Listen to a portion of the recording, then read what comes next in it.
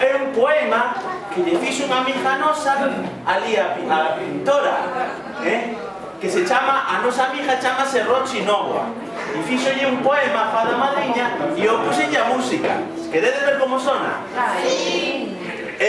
Churlau Zara vai a por aquí ao vídeo e eu vou cantar sobre o vídeo o poema da fada madriña.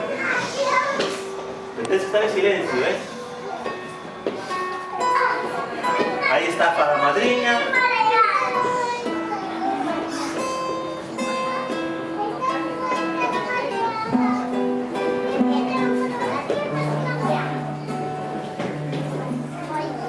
Atopámola no paraíso das lilás, coa súa tiara de ouro transparente, detendo as cores das aguarelas para resaltar os silfos da luz, como manto púrpura que a cobre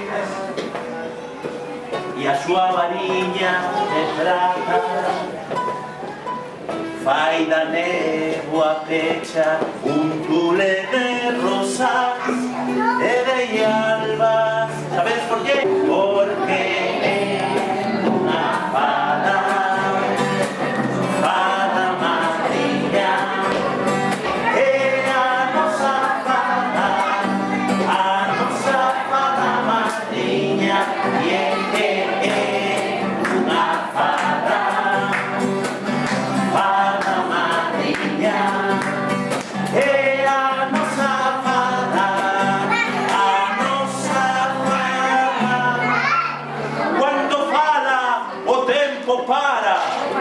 Paramos.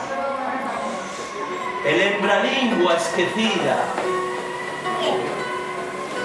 atrapa os rayos de sol no solpor con unha brocha de vento de